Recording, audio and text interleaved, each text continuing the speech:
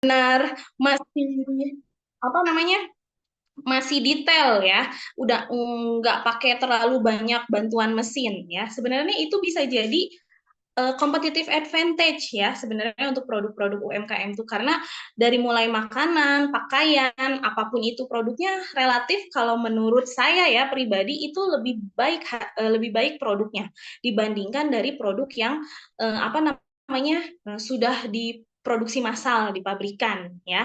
Jadi pasti pengerjaannya masih detail, quality controlnya juga masih walaupun masih manual tapi itu bisa menjadikan competitive advantage ya. Jadi apalagi ini ada rumah BUMN ya, khususnya di Bandung ya, yang apa namanya merangkul semua UMKM UMKM ya di Kota Bandung khususnya di komunitasnya supaya UMKM UMKM di Kota Bandung ini berapa ya meningkat ya kualitas dari segi produk, promosi dan yang lain-lainnya ya. Nah, kemudian ini secara teorinya ya, apa sih bedanya brand awareness dan brand identity? Nah, jadi memang kesadaran merek dan identitas merek itu memiliki hubungan yang erat ya. Jadi mereka saling mempengaruhi dalam konteks memasarkan produk.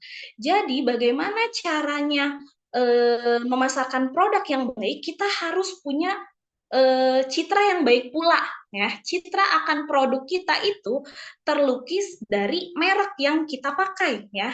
Nah, jadi nanti aduh udah nggak sabar ya pengen spill-spill di antara di dalam sebuah merek itu komponennya apa saja nanti mungkin setelah ini jadi lebih kebayang ya. Jadi kalau secara teori identitas brand ya atau brand identity itu elemen-elemen yang nah ini membentuk sebuah citra merek ya, sebuah brand image ya. Di dalamnya itu termasuk ada logo, ada warna, ada tipografi. Tipografi itu jenis tulisan ya. Kemudian di dalamnya ada nilai-nilai inti yang ingin disampaikan kepada konsumen ya.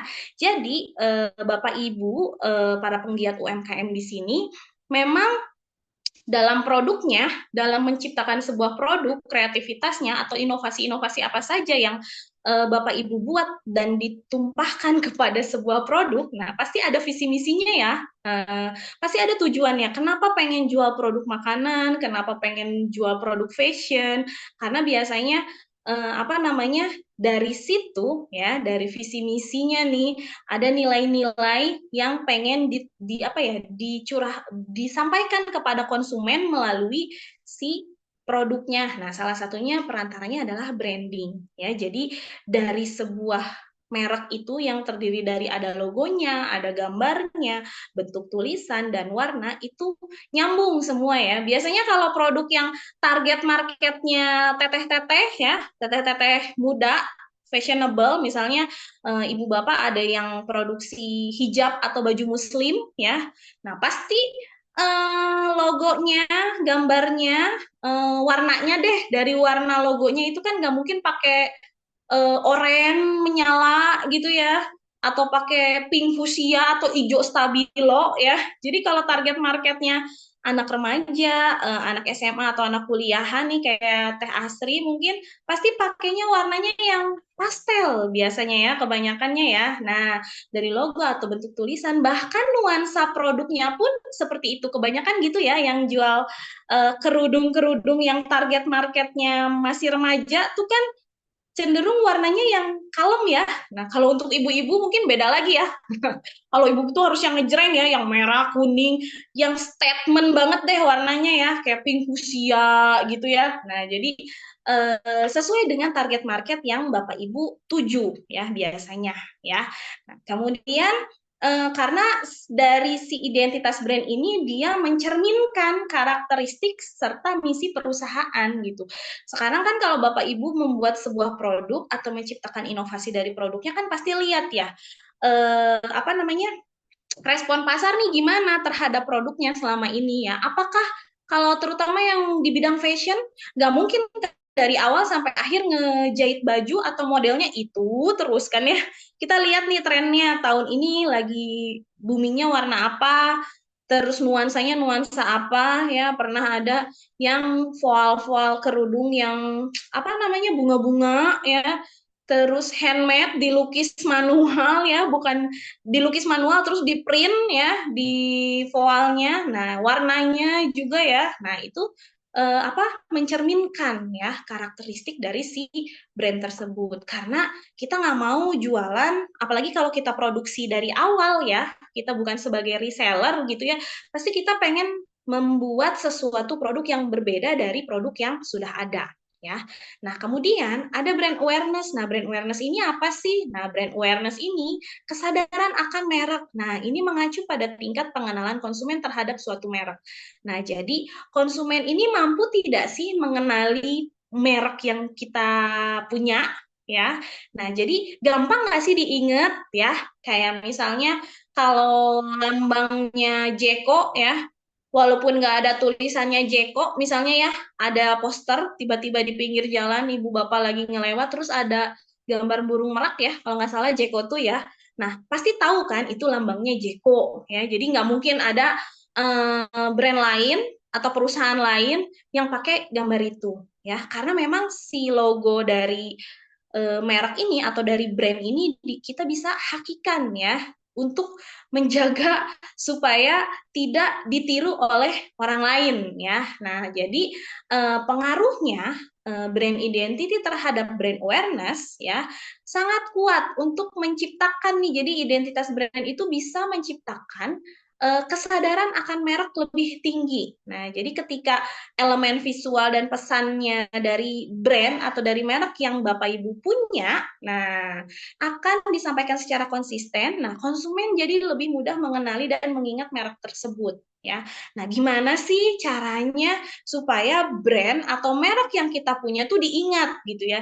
Jadi kalau ada Bapak Ibu yang usaha seblak instan ya, kan sekarang tuh banyak ya seblak-seblak instan atau cuanki-cuanki instan ya, banyak banget di pasaran ya. Nah, itu setiap brand pasti ada ciri khasnya ya.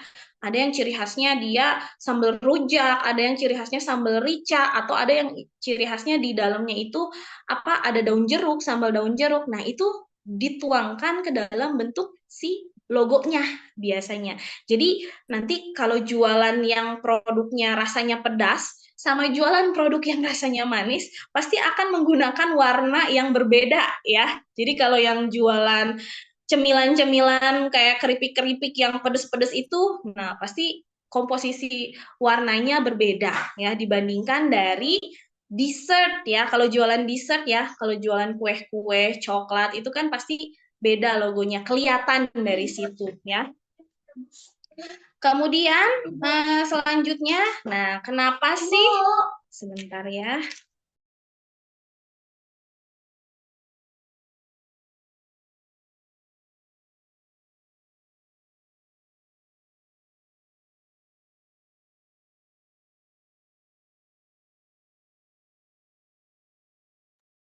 Oke, maaf ya ada gangguan teknis. Oke. Nah, selanjutnya di sini kenapa sih eh, pentingnya ya identitas brand untuk UMKM? Nah, kenapa sih UMKM itu harus punya brand identity yang unik ya, yang lain, yang detail ya. Jadi memang ya brand identity ini sangat penting karena dia punya peran yang krusial dalam membangun sebuah reputasi ya. Jadi untuk menarik pelanggan dan meningkatkan daya saing pasar ya. Nah, berikutnya adalah beberapa mengapa brand identity ini menjadi elemen kunci untuk keberhasilan UMKM ya. Di antaranya yang pertama brand identity ini bisa membangun reputasi dan kredibilitas ya.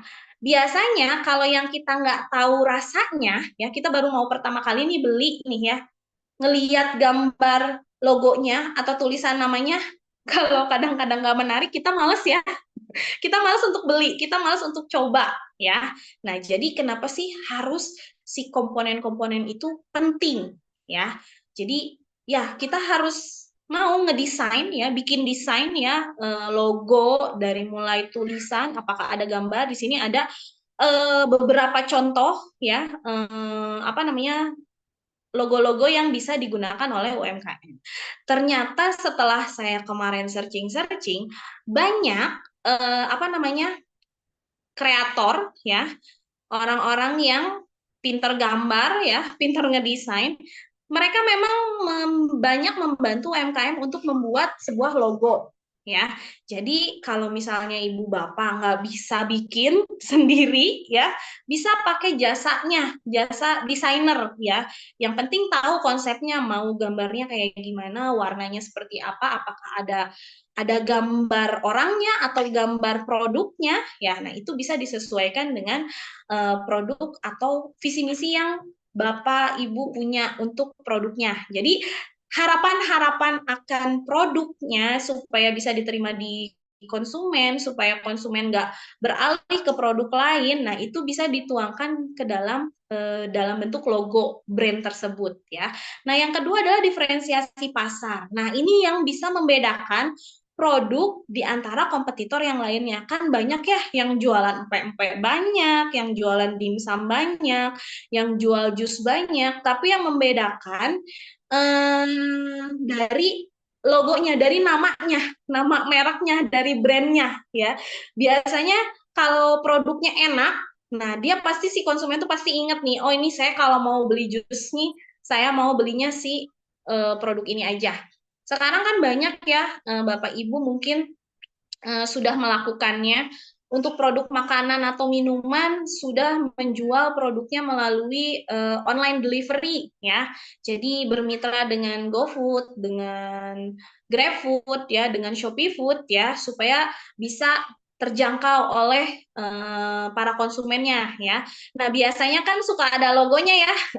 Jadi jangan lupa Bapak Ibu kalau jualan di GoFood atau di GrabFood atau di Shopee Food itu tetap harus pakai logo ya di kemasannya ya.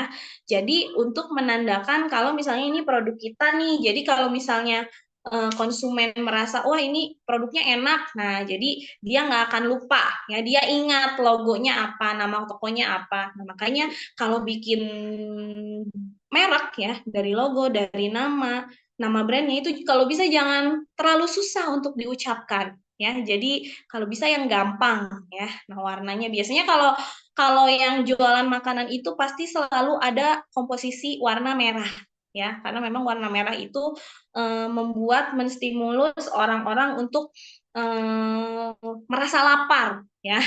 Biasanya gitu ya. Oke, kemudian yang ketiga bisa meningkatkan loyalitas pelanggan ya. Jadi karena sudah ada ikatan emosional antara merek ya produk, jadi dia nggak akan mau pindah ke brand lain atau ke toko lain kalau mau beli sesuatu ya. Kemudian yang keempat adalah pemasaran yang lebih efektif. Jadi kita nggak akan ragu ketuker ya produk kita sama produk orang lain karena kita punya merek sendiri dengan logo, dengan tulisan, dengan warna yang khas sesuai dengan produk kita ya. Kemudian yang kelima memperluas pangsa pasar. Yang kelima membuka peluang ekspansi. Jadi kalau misalnya udah luas pangsa pasarnya, sudah banyak permintaannya, pasti kita lebih banyak punya keuntungan lebih banyak, omsetnya meningkat. Nah, di situ kita bisa melakukan peluang ekspansi, kita bisa memperluas apa namanya penjualan kita.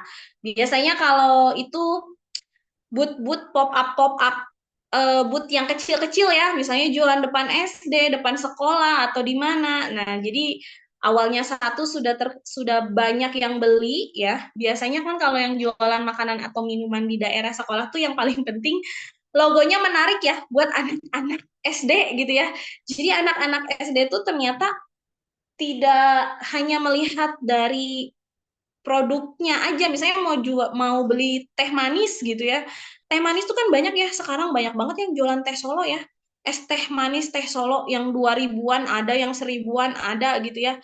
Tapi coba perhatiin deh, mereka punya brandnya sendiri dan punya logo jualannya sendiri-sendiri sehingga apa sih kita tahu nih yang enak tuh yang mana gitu ya, yang merek mana gitu ya.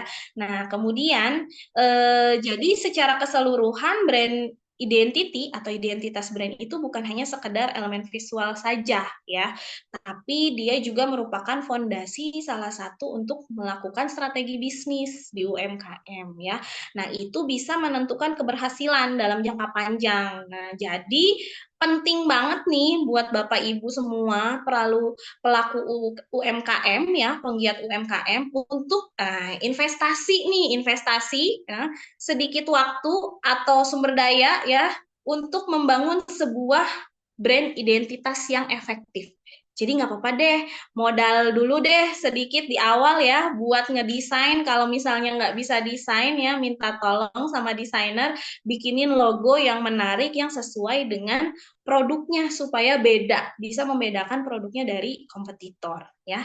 Jadi kalau misalnya nih ya, kita ke supermarket, ke warung, atau kemanapun ya, ada dua pilihan nih, contohnya nih, ada sambal nih. Yang satu ada labelnya ya, ada mereknya nih, namanya Konimax ya, sambal bajak. Nah, yang satu polosan doang ya. Harganya misalnya eh, sama-sama harganya, misalnya satu botolnya nih 20.000 nih jualan sambal.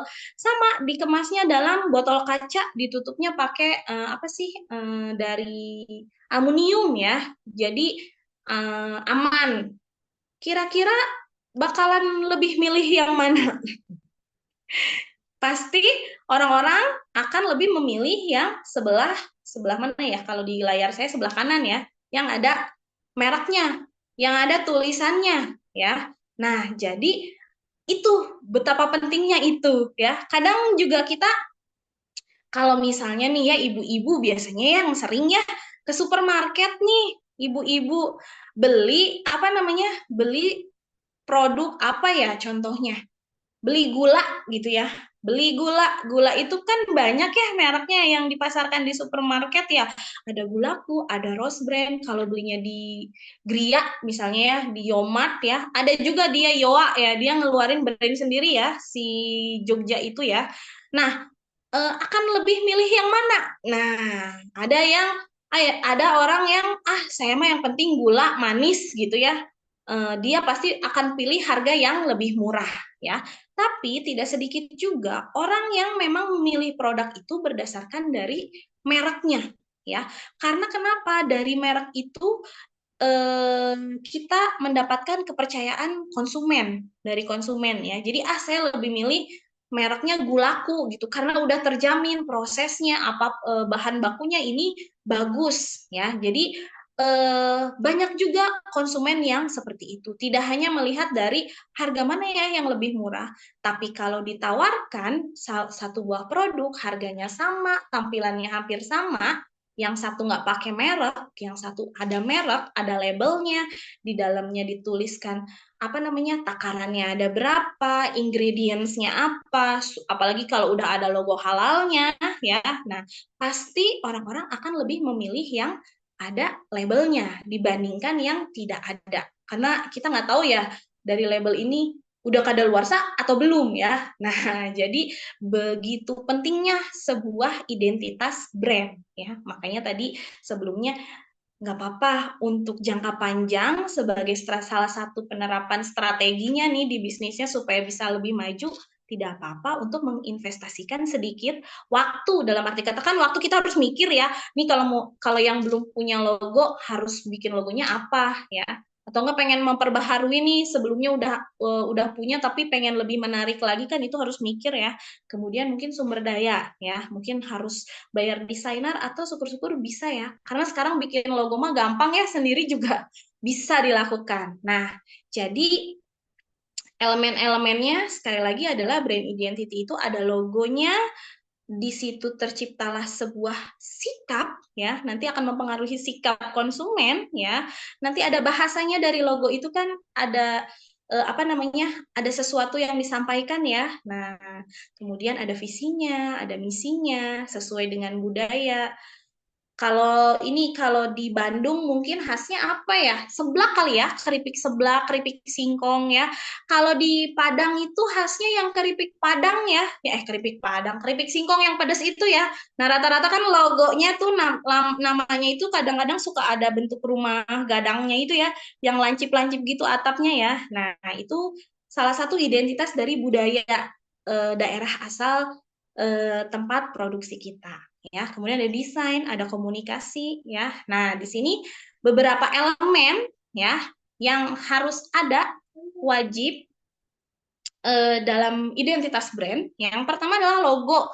Nah, jadi logo ini adalah sebuah simbol ya atau ilustrasi yang mewakili merek tersebut ya. Nah, ini merupakan elemen yang paling mudah dikenali ya dan harus bisa sebuah logo itu mengkomunikasikan nilai-nilai serta kepribadian dari si brand tersebut ya. Jadi kalau kita ngelihat lambang apel digigit sedikit kan udah pasti ya, nggak ada tulisannya tapi kita udah tahu ya, itu brandnya si Apple ya. Ada handphone, ada laptop ya.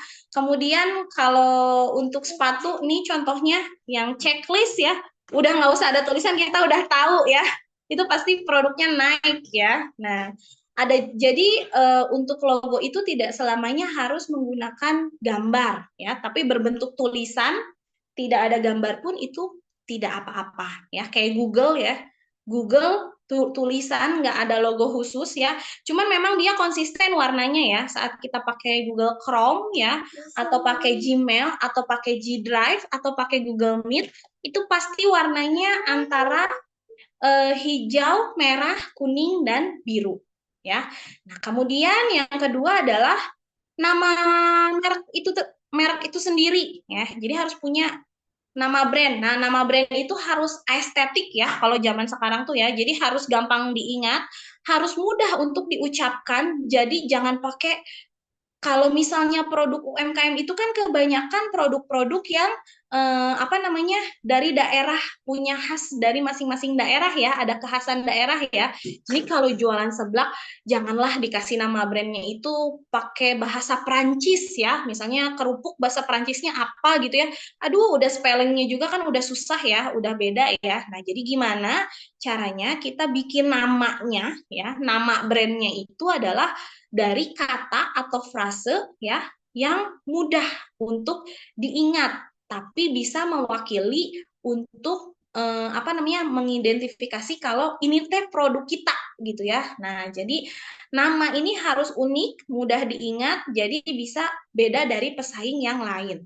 Jadi oke kita jualan seblak, oke kita jualan kerudung, jualan baju muslim, tapi nama produknya apa? Kalau brand-brand lokal mungkin ya yang udah banyak ya yang sekarang banyak di pasaran kayak Zoya ya, terus Safira. Kalau di Bandung ada Alisa ya, toko kerudung ya, udah gede banget ya Alisa, Umama. Itu kan gampang ya apa diucapkannya dan diingatnya ya. Nah, itu kan mereka juga punya punya apa namanya ciri khas yang unik dibandingkan dari produk-produk yang lain. Nah, kemudian ada palet warna. Nah, jadi untuk kita membuat sebuah identitas brand ya, kita harus tahu nih mau pakai warna apa. Karena setiap palet warna itu harus menggambarkan nilai-nilai dari produk kita ya. Jadi harus pilihnya itu warnanya itu memang yang bisa mempengaruhi emosi dan persepsi konsumen. Kalau dalam ilmu perilaku konsumen memang apa namanya setiap warna itu ada apanya ya? Spektrum warna itu semua memang ada stimulusnya masing-masing biasanya ya. Kalau di sini kelihatan, aduh mudah-mudahan kelihatan ya gambarnya. Kalau di sini warna ungu itu mencerminkan kreativitas ya, imajinasi ya. Kalau warna biru ini melambangkan kepercayaan, kekuatan. Kalau warna hijau ini salah satunya melambangkan kesehatan, pertumbuhan, kedamaian. Nah, jadi dari warna itu mungkin harus cari tahu ya spektrum warna tuh apa ya kalau untuk bikin sebuah merek ya. Nah, itu bisa ya banyak di Google ya, tinggal googling. Jadi misalnya udah punya logo nih tapi pengen lebih unik lagi. Nah, komposisi warnanya boleh deh. Jadi ternyata bukan cuman perusahaan-perusahaan besar saja ya, bukan brand-brand yang sudah multinasional saja yang harus memikirkan itu. Jadi gimana nih caranya UMKM bisa lebih maju lagi dengan mempertimbangkan dari hal brand identity dari dasarnya ya. Jadi kita bisa lebih tepat sasaran ya karena memang secara tidak sadar dari warna pun itu mempengaruhi konsumen ya. Jadi bisa diperhatikan dari sekian banyak restoran cepat saji ya pasti semuanya warna merah ya. Ada komponen warna merahnya. Nggak mungkin nggak ada ya. Jadi buat yang jual, yang restoran-restoran cepat saji khususnya ya, pasti dia ada warna merah. Walaupun ada warna kuningnya, ada warna birunya, ada warna hijaunya. Nah, tapi warna dasarnya atau warna tulisannya pokoknya pasti di salah satu elemen itu pasti ada warna merahnya. Ya, karena memang kalau jualan makanan tuh kalau mau menarik ya, mau attract konsumen tuh kalau ada warna merahnya tuh udah langsung, wah ini pasti yang asalnya sepintas dilihatnya pasti jadi balik lagi, oh ini apa namanya, jadi serius ya konsumen baca brandnya, oh ini mereknya ini gitu ya. Oke, kemudian tipografi. Nah, tipografi ini jenis tulisannya, jenis hurufnya. Nah, yang digunakan dalam komunikasi merek ini. Nah, termasuk ukurannya ya, ukuran si tulisannya, jenis tulisannya. Kan sekarang tulisan tuh banyak macamnya ya. Ada yang kebaca, ada yang enggak gitu ya. Nah, jadi jangan sampai karena menurut kita bagus, tapi menurut orang nggak kebaca. Nah, jadi kalau bisa mah carinya yang aman ya, yang mudah dibaca ya. Nah, kemudian apa namanya, slogan. Nah, ada frasa singkat ya yang menggambarkan misi atau nilai-nilai utama dari brand tersebut. Nah, slogan ini harus mudah diingat dan mampu menarik perhatian konsumen. Yang paling familiar di Indonesia adalah Indomie seleraku ya.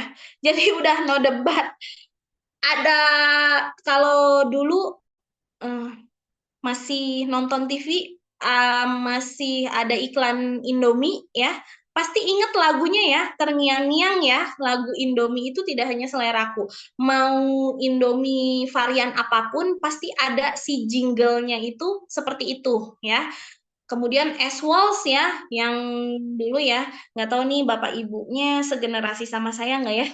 Kalau sekarang kan udah jarang ya tukang es krim keliling ya, tapi biasanya itu pakai ada musiknya ya, kayak susu KPBS ya. Kalau kita tahu ya, susu nasional KPBS itu kan ada lagunya ya. Nah, kalau yang tinggalnya di dalam komplek suka ada jualan jasuke sore-sore, siang-siang ya, ada nyanyinya ya. Nah, itu pasti apa namanya? Udah hafal ini tukang jagung susu keju nih. Pasti kalau itu hafal lah lagunya karena sering ngelewat setiap hari ya.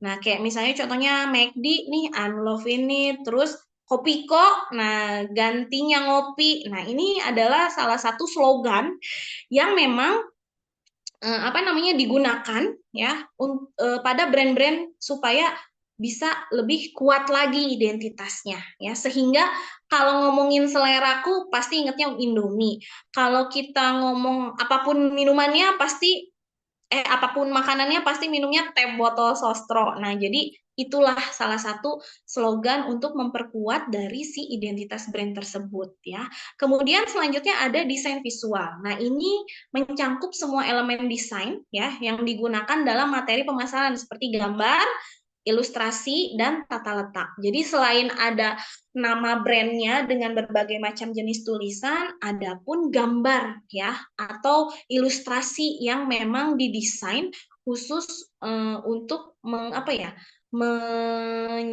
memberikan identitas tertentu ya. Contohnya di sini ada KFC ya, ada si gambar kolonel KFC-nya ya, ada Shopee, dia tulisannya es di dalam keranjang, Hokben ya, Chupa Chups ya, Starbucks ya. Jadi walaupun nggak ada tulisannya, tapi kita tahu kalau itu adalah logo Starbucks ya. Nggak ada tulisan Shopee-nya pun kita tahu kalau lambangnya seperti itu adalah Shopee ya. Nah, kemudian selanjutnya adalah tone. Nah, ini yang tadi saya omongin ya. Jadi merujuk pada cara merek berkomunikasi dengan audiensnya ya, termasuk gaya bahasa dan sikap yang ditampilkan. Ini membantu menciptakan hubungan emosional dengan konsumen.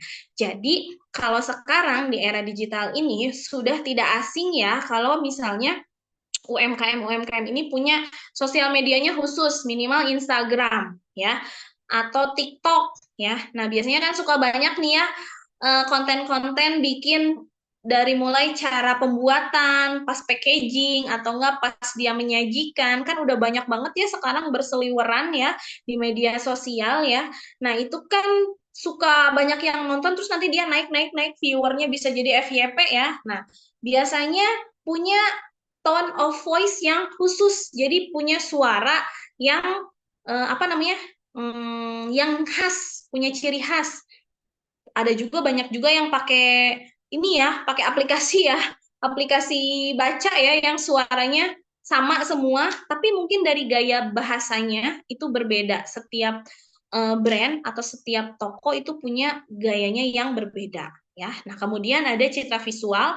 Nah, jadi ada citra visual itu adalah elemen-elemen grafis seperti icon, ada iconnya, ilustrasi dan gambar. Nah, ini juga merupakan bagian penting dari brand identity. Nah, jadi memang mereka selain ada tulisan, ada desain grafisnya, ada ikonnya, ada logonya. Nah, ini memperkuat juga untuk apa namanya? Memperkuat brand di benak konsumen. Jadi terekamnya itu lebih kuat lagi ya.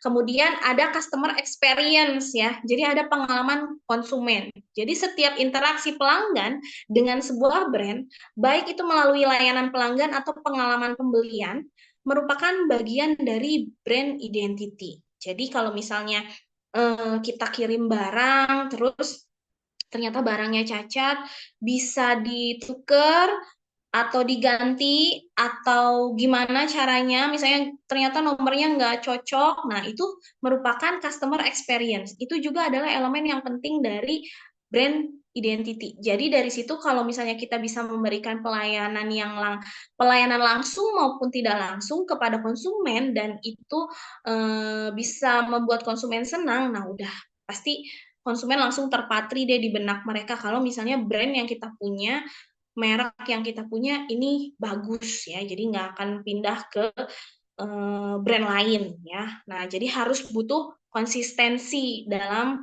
hal ini karena untuk membangun kepercayaan konsumen itu susah ya. Jadi kalau udah banyak yang percaya sama produk kita, sudah beli produk kita berulang kali, nggak usah khawatir ya. Pasti konsumennya loyal semua ya. Jadi tidak menutup kemungkinan juga untuk para pelaku UMKM bisa melakukan hal itu ya. Kemudian membangun brand identity. Nah, yang unik untuk UMKM itu langkah penting. Nah, harus bisa membedakan diri dari para pesaing ya. Jadi harus punya identitas yang kuat ya. Jadi harus punya ciri khasnya, harus punya keunikannya sendiri. Nah, kira-kira dari produk yang kita punya atau dari brand yang sudah kita punya ya, apa sih yang unik, apa sih yang beda dari kompetitor ya, dari para pesaing. Nah, itulah apa namanya hal utama dalam membangun sebuah identitas brand ya. Nah, ini ada beberapa langkah ya, cara efektif untuk membangun brand identity yang unik pada UMKM ya. Memang eh, saya punya pengalaman beberapa kali terjun langsung bersama mahasiswa saya di Unibi ya untuk analisis ke UMKM ya. Jadi saya pernah beberapa kali datang ke beberapa UMKM untuk meneliti sudah sejauh mana proses promosinya, sudah sejauh mana proses apa namanya pencatatan keuangannya, sudah sejauh mana pengelolaan SDM-nya. Nanti pada akhirnya kita akan membuatkan sebuah usulan strategi yang bisa dilakukan oleh para pelaku UMKM ya. Kebanyakan para pelaku UMKM itu belum punya value-nya sendiri, nggak punya visi misinya. Jadi ya udah bikin produk, bikin aja karena saya bisanya masak, saya bisanya bikin kue, ya udah terus katanya enak nih, apa namanya, kata tetangga saya, kata keluarga saya enak, bisa dijual, akhirnya saya jual, taunya laku, ya udah begitulah jalannya bisnis saya awalnya. Nah, kebanyakan tuh yang kayak gitu ya. Nah, tapi penting juga Bapak Ibu untuk menentukan nilai dan misi dari si produk yang akan kita buat ya. Jadi kalau kita sudah punya keahlian di bidang tertentu, kemudian kita kita coba ke keluarga, ke teman terdekat, ternyata layak untuk dijual, layak untuk dipasarkan, ya, karena responnya bagus, tetap kita harus punya catatan, ya. Kita tujuannya bikin produk itu apa, visinya apa, misinya apa, dan nanti targetnya mau kayak gimana, gitu ya. Karena kebanyakan UMKM nih yang kemarin saya temui, yang penting bisnisnya jalan aja, ya, nggak setiap hari jalan gitu ya, ada pemasukan, uangnya muter terus, ya.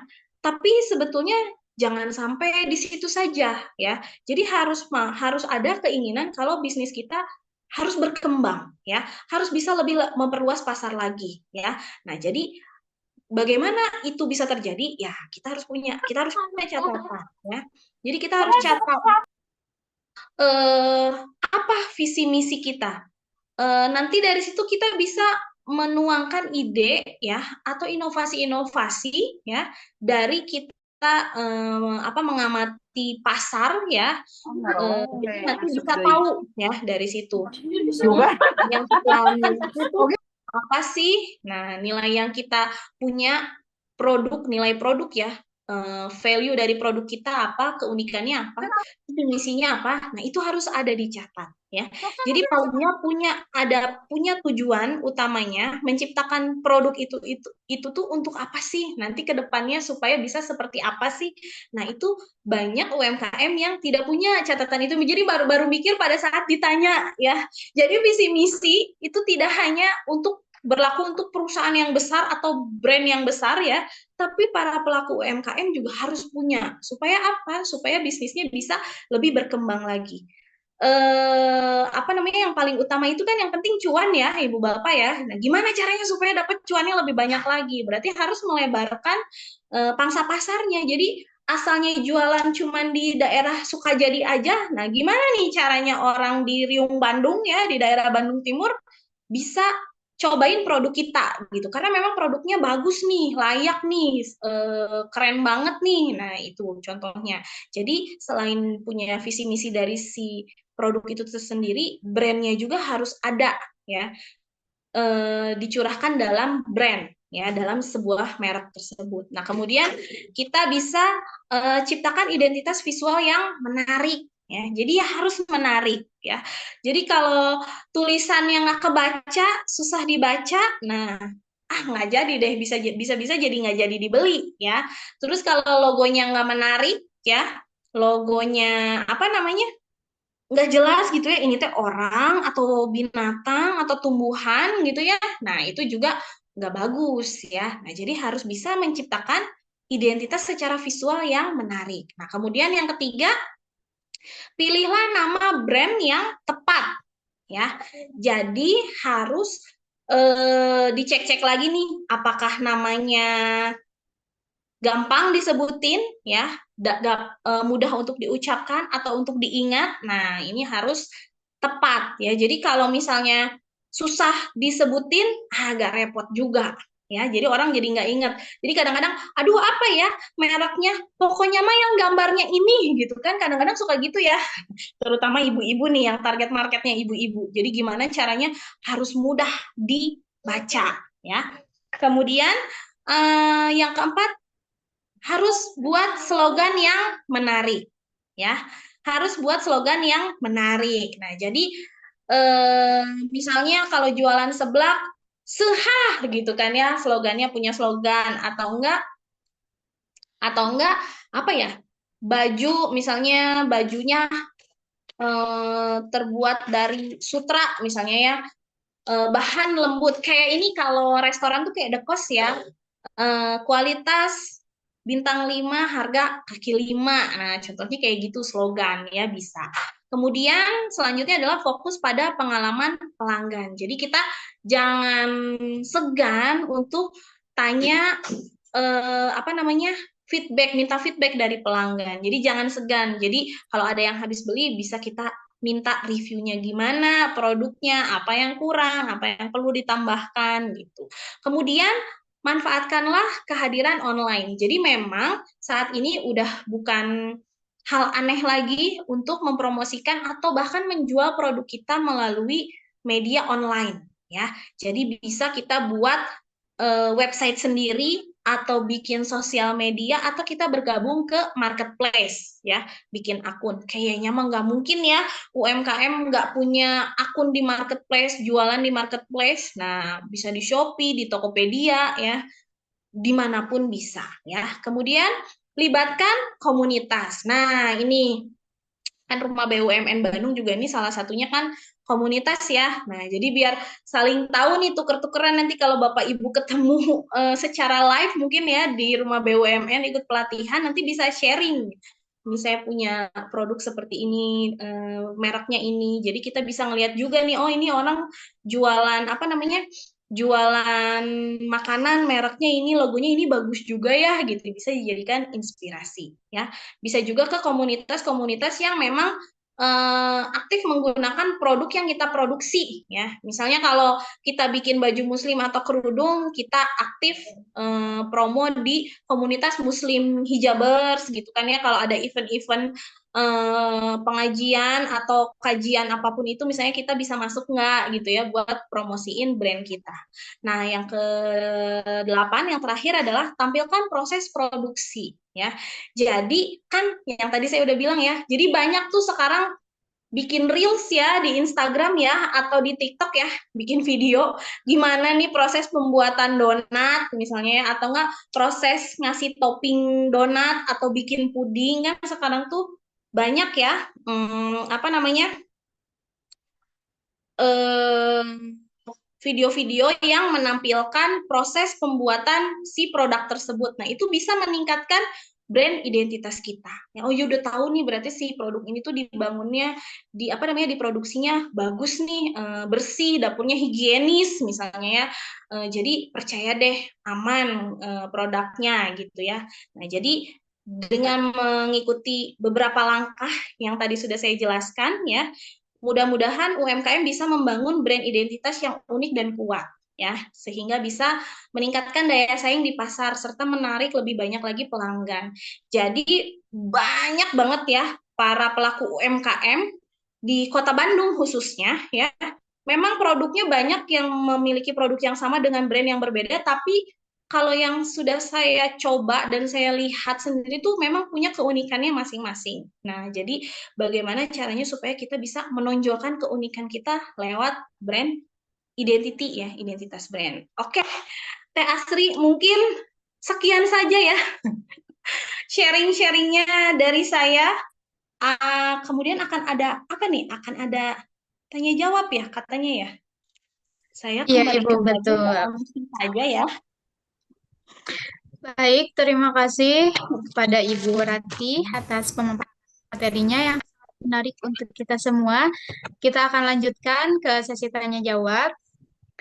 Bagi para peserta yang memiliki pertanyaan dan ingin bertanya terkait materi yang telah disampaikan oleh Ibu Rati, silakan bisa diajukan melalui kolom chat atau bisa langsung raise hand. Teh Rati, saya mau tanya dong. Iya, mangga. Kebetulan nih produk saya kan namanya bolu kering, bukan bagelen ya Teh. Karena Oh iya. kalau bagelen kan identik dari yang bolu, Mm-mm. apa kue roti nggak habis terus dibikin kan. Kalau ini memang saya bikin bolu dulu terus saya keringin. Mm-mm. Nah kemarin saya dapat ilmu juga. Bolu mah yang itu makan orang Bandung yang tahu bolu, tapi orang lain kan nggak tahu nih. Iya. Nah saya kan mau masukin di Google. Mm-mm.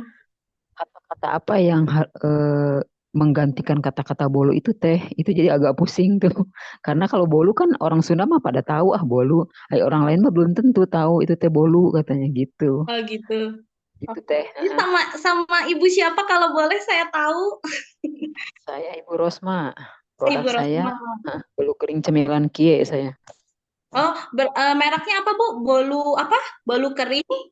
Bolu kering cemilan kie, kie Kie. bukan kie ya. Kie-nya kie orang Tegal, K I Y K-I-Y-E. E. Oh, Betul. oke. Udah punya logonya, Bu? Logonya udah, tapi karena kemarin nggak sesuai, jadi mesti diubah lagi kan. Akhirnya nggak dimunculkan lagi lah logonya itu. Oke. Tapi Ibu asli orang Sunda kan? Orang Bandung? Sanes, Abi mah orang Batak kan, Abi lami di Bandung. Tapi udah lemes ya bahasa Sundanya.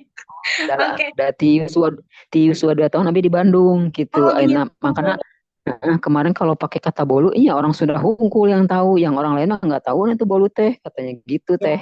Atur Tapi nuhun. eh, boleh saya tanya sekali lagi ya ke Bu Rosma, tapi Ya. Ibu kenapa inspirasinya bisa bisa ngasih nama itu bolu gitu kan? Katanya kalau orang lain tuh kan nggak hafal bolu mah, ada bolu tuh yang taunya cuma orang Sunda gitu. Tapi Ibu punya pesan khusus nggak yang mau disampaikan gitu? Ya udah ini bolu gitu. Pengennya pakai tetap bolu gitu atau gimana Bu? Enggak sih sebenarnya karena saya juga karena udah kelamaan di Bandung, jadi saya pakai Hmm? ah bolu aja lah yang paling gampang gitu. Tapi kalau dilihat-lihat lagi, tapi itu kan termasuk ke makanan kering ya teh. Kalau Hmm. dibikin pakai nama kick, ya kick mah tuh bahasa Inggris. Yang tahu ya Iya, orang-orang. betul. Jadi serba salah ini teh gitu kan. Kalau tulisin Oh bolu kering iya. apa kue kering teh banyak gitu. Iya, Gitu sih. cookies ya bahasa Inggrisnya ya, Bu. Itu karena saya bikinnya juga dari sebelum COVID teh. Oke. Jadi Bu, kalau menurut saya sih ya, nggak apa-apa Ibu mau tetap menggunakan kata bolu itu ya. Jadi sebenarnya itu yang unik ya. Ya. Walaupun tidak tidak apa ya, tidak secara langsung pengen merepresentasikan produk Ibu itu adalah produk dari daerah Jawa Barat misalnya karena bolu itu bahasa Sunda gitu ya. Tapi nggak apa-apa, itu yang mungkin yang bisa bikin produk Ibu unik ya dengan kata bolu kering itu gitu. Mungkin informasi yang bisa disampaikannya adalah dari bentuknya mungkin ya Bu ya. Kalau kue kering itu kan rata-rata tuh bentuknya macam-macam ya. Tapi mungkin kalau bolu kering itu bentuknya kotak dan gimana mungkin bisa dibuat si desainnya secara grafisnya bisa menggambarkan produk ibu si bolu kering Kie itu yang sesungguhnya. Jadi mungkin brandnya namanya Kie ya Bu ya Ya, atau cemilan kie, cemilan tapi Kie. yang Mm-mm. tadi Mbak Ratih bilang kuehnya ditampakin ada, udah jelas, bagus, Mm-mm. sudah memang dari Mm-mm. Disdagin yang bikinnya kan. Nah, cuman Mm-mm. kemarin saya ikut webinar lagi, dia bilang, iya ada bolu mah orang Sunda, ada orang lain mah belum tentu tahu bolu. Waduh, pusing deui kudu Oh, ganti gitu kan, gitu iya. sih. Oh gitu ya Bu. Kalau kalau saya sih kalau pandangan saya dari sisi branding ya Bu itu sah-sah saja ya. Karena mungkin itu keunikan yang ingin Ibu tonjolkan ya. Karena mungkin produksinya di Bandung gitu ya di dataran Sunda. Jadi kalau menurut saya sih kayaknya nggak apa-apa ya ditonjolkan gitu nama berarti bolu kering itu adalah salah satu variannya ya Bu ya. Karena Ya, brand Ibu, nah brand besar Ibu itu adalah cemilan Kie ya. Mungkin nanti kalau untuk bikin lebih uniknya lagi untuk logo atau biasanya kan kalau produk itu suka ada packagingnya beda-beda ya Bu ya. Mungkin Ibu ya, jual berbagai macam jenis cemilan dan packagingnya beda-beda. Nah, mungkin nanti setiap packagingnya itu bisa juga Ibu buatkan identitasnya itu beda-beda sesuai dengan bentuk produknya. Tetapi untuk nama cemilan kie-nya itu brand yang sudah Ibu gunakan, nah Ibu harus diseragamkan Bu. Jadi harus punya tone warna yang sama, jenis tulisannya harus sama tuh sama tulisan cemilan kie gitu. Misalnya udah ada logonya, misalnya logo jempol atau logo apa, nah mungkin nanti ditambahkan dengan ilustrasi dari si masing-masing produk supaya jadi lebih unik dari packagingnya ya Bu ya karena mungkin kalau ya, cemilan mah beda-beda ya Bu packagingnya ya ya, lagi khusus makanan begitu mungkin Bu saran dari ya, saya. ya, atur nuhun. Sama-sama Bu Rosma, terima kasih. Selanjutnya, oh ya saya bisa lihat ini ya, bisa lihat yang dari chat ya. Ya, Ibu, kebetulan ada dua dari kolom chat. Oke, yang mana nih? Dari Pak Irfan ya. Pak Irfan pakai nanya segala, saya jadi nggak enak Pak Dokter. Oke, oh ini ada pertanyaan dari Pak Irfan nih. Jika fase penurunan pasar di dalam usaha guest house, apakah konsep brand identity ini bisa dipergunakan? Pak Irfan, kayaknya Pak Irfan mah lebih lebih ke ngetes ya ini ya, lebih paham nih kayaknya Pak Irfan. Tapi nggak apa-apa deh, saya coba jawab ya Pak. Jadi memang kalau misalnya penurunan pasar ya, apakah bisa konsep brand identity ini digunakan untuk menaikkan pasar? Bisa ya. Nah, jadi sebenarnya dalam konsep besar brandingnya ya, kenapa guest house-nya turun turun pasar? Maksudnya jadi nggak banyak orang yang nggak banyak orang yang datang ke sana untuk menginap ya, tingkat okupasinya jadi menurun. Nah, itu mungkin apa namanya perlu rebranding mungkin ya, salah satunya ya. Atau kalau dari keilmuan branding, dari teori branding itu kita bisa co-branding, kolaborasi ya. Misalnya kalau guest house yang yang belum gabung sama Red Doors ya, Airbnb, nah itu bisa kolaborasi, co-branding ya. Jadi tidak hanya pakai brand kita ya, atau enggak misalnya ganti kayak logonya biar lebih menarik ya Pak Irfan nih. Pak Irfan mau bangun guest house di mana nih ya? Oke, jadi gitu bisa ya Pak Irfan ya, bisa saja dari brand identity ini meningkatkan pasar ya. Jadi biar lebih jelas lagi logonya diperhatikan, tagline-nya, slogannya, mungkin nanti bisa disesuaikan dengan tema si guest house-nya ya. Guest house itu walaupun minimalis tapi kan punya keunikannya sendiri ya. Ada yang minimalisnya gaya apa nih? Ada yang kalau di dekat rumah saya banyak guest house itu ada yang nuansanya nuansa Jawa. Nah, jadi interiornya, desainnya itu semua pakai kayu-kayu ukiran gitu. Padahal cuman guest house ya. Sama ada guest house ungu ya. Kalau di yang rumahnya di Margahayu ya. Nah, daerah Ranca Bolang itu ada guest house ungu. Jadi dia namanya ungu dan semuanya warnanya ungu ya. Nah, mungkin itu bisa memperkuat brand identity. Jadi kalau belum punya ciri khas atau keunikan, coba cari lagi, gali lagi ya, bertapa lagi nih kira-kira pengen menampilkan keunikan seperti apa ya. Oke, gitu mungkin ya Pak Irfan ya. Semoga bisa menjawab pertanyaannya. Kemudian ada dari Rizky ya, Rizky Andika. Mau tanya bagaimana perkembangan teknologi digital telah mengubah landscape persaingan bisnis terutama bagi UMKM. Bagaimana UMKM dapat memanfaatkan brand identity untuk membedakan diri dari pesaing dan membangun loyalitas pelanggan di era digital. Ya, buat Pak Rizky ya, nih saya nggak tahu nih Rizky ini udah bapak-bapak atau akang-akang ya. Saya sebutnya akang aja ya. Oke. Nah, buat Kang Rizky, jadi gimana caranya memanfaatkan brand identity untuk membedakan dari pesaing untuk membangun loyalitas ya? Ya itu tadi. Jadi kita kalau buat sebuah brand ya, mau buat logo, mau buat tulisan, makanya kita teh harus rada effort ya. Jadi kita apa produk yang kita jual ya? Kalau kita tahu tujuannya kita jual produk itu bukan cuman sekedar untuk cuan. Nah, inilah ya yang sering saya temukan di lapangan. Jadi ya itu tadi peserta UMKM yang penting cuan lah. Ah, jangan Bu, jangan Ibu Bapak ya. Jadi harus punya mimpi ya. Nah, jadi harus punya mimpi nih. Mimpinya nih produk yang dihasilkan itu mau kayak gimana sih nanti di masa depan. Nah, jadi dari pemilihan warna tuh ya tadi kan spektrum warna tuh banyak banget ya. Nah, untuk memperkuat brand identitas brand itu salah satunya adalah warna ya. Nah, kita harus betul dalam memilih warna. Warna jangan salah ya. Jadi jangan jualan makanan yang rasanya pedas tapi pakai warna biru. Biar ini ada filosofinya katanya. Biar walaupun pedas tapi tetap menyejukkan. Ya nggak gitu juga ya. Takutnya nanti kalau orang beli ternyata rasanya pedas, ternyata ini rasanya pedas banget ya. Padahal gambar logonya, gambar kemasannya nuansanya biru gitu. Jadi bisa-bisa si konsumennya itu tertipu ya. Jangan sampai seperti itu. Nah, jadi kalau disambungin sama teknologi digital, nah itu tadi ya. Jadi sebenarnya teknologi digital itu tidak hanya digunakan untuk proses memasarkan sebuah produk saja, tapi saat ini bisa digunakan untuk mencari informasi seluas mungkin ya.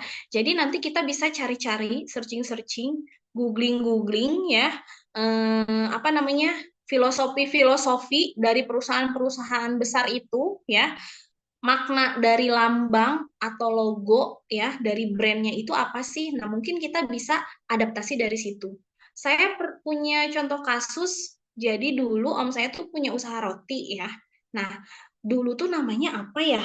Hmm, Bread Top namanya tuh ya. UMKM juga sama apa namanya? Dia produksi di rumah tapi eh, buat masarin ke rumah sakit, ke kantin-kantin. Nah, tapi ternyata setelah dia cari-cari nih googling iseng-iseng nih dia mau bikin logo katanya biar bagus jangan cuma tulisan Bread Top aja gitu. Ternyata si Bread Top itu udah jadi brand ya, brand dari sama produknya roti tapi di Singapura. Nah, berarti kan kita wah harus ganti nih namanya, jangan dipakai lagi karena nanti kalau kita mau hakiin atau kita mau kan sekarang kalau produk makan tuh kan makanan itu kan harus BPOM, Dinkes ya minimal ya harus ada sertifikasi tersertifikasi dinas kesehatan halal itu kan semua bukan cuman komposisi aja tapi dari mulai packaging namanya filosofi visi misi kan harus ada ya.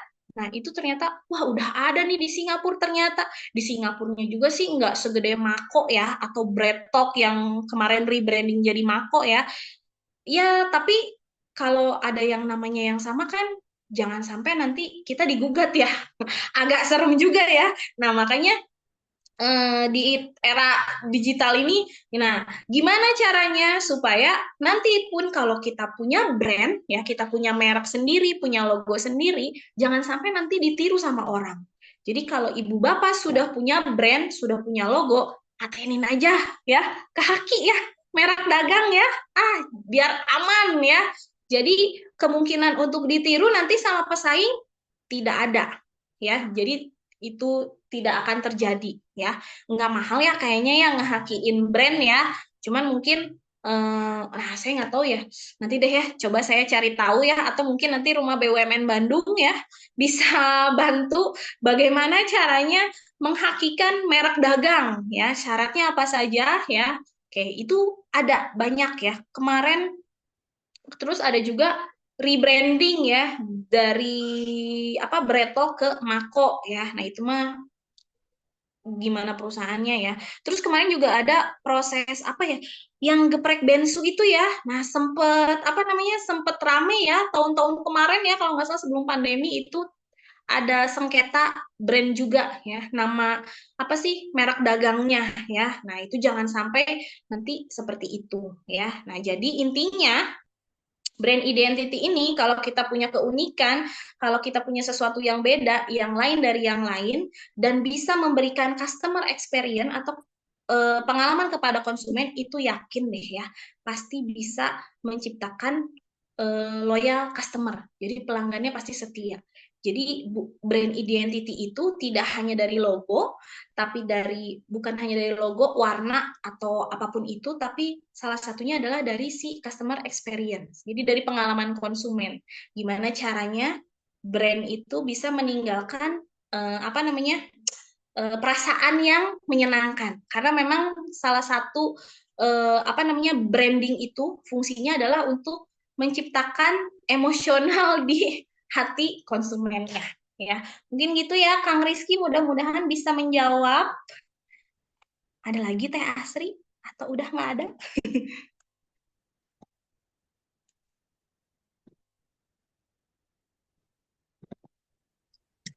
Boleh silakan yang lainnya, barangkali kalau Oh, ada yang masih ditanyakan.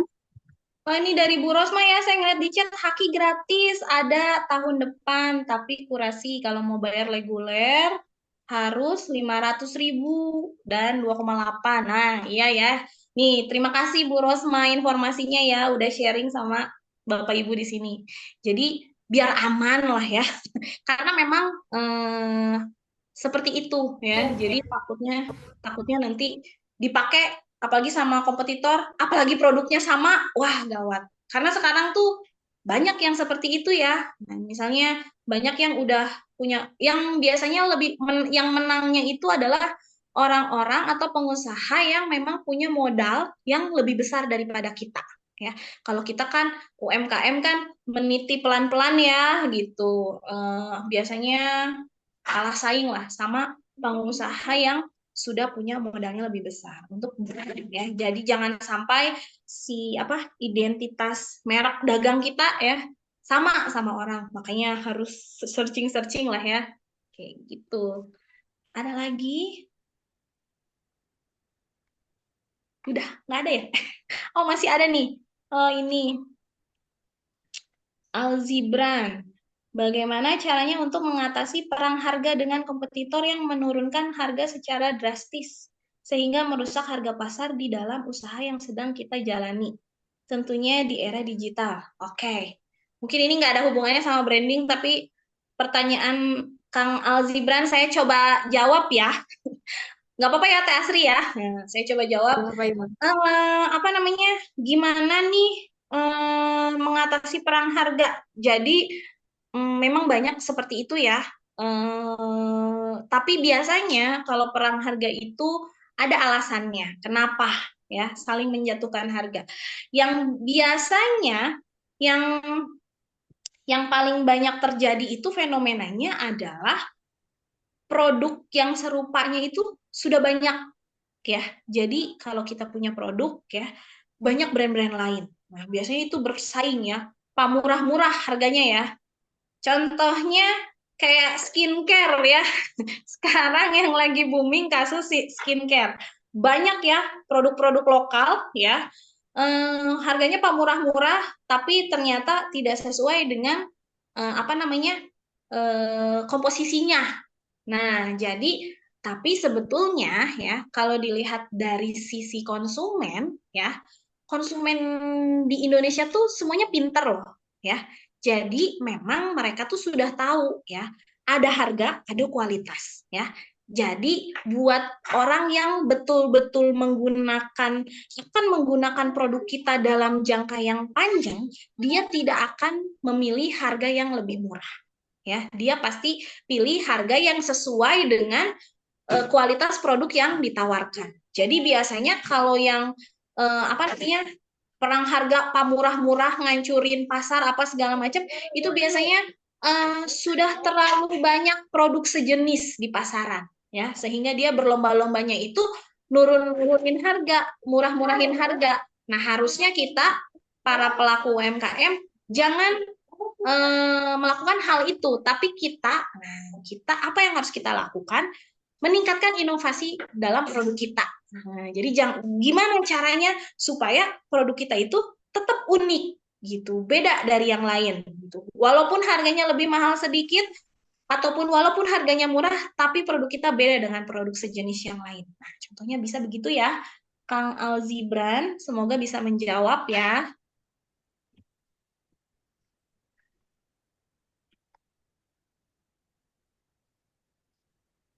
Ada lagi? Apakah ada lagi yang mau bertanya? Mungkin cukup ya, Bu. Oke. Baik, terima kasih untuk semuanya yang telah bertanya. Terima kasih juga untuk Ibu. Sebelum kita menutup acara ini, mari kita melakukan sesi foto bersama. Bagi para peserta, kami mohon untuk menyalakan kameranya.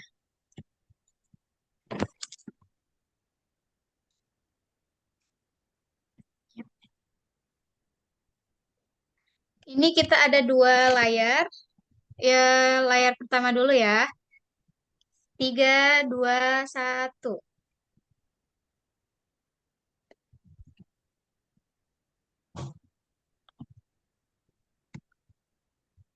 Oke, layar berikutnya.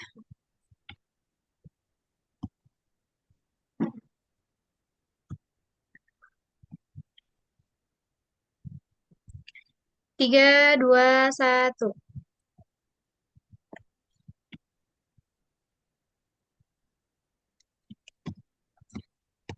Terima kasih.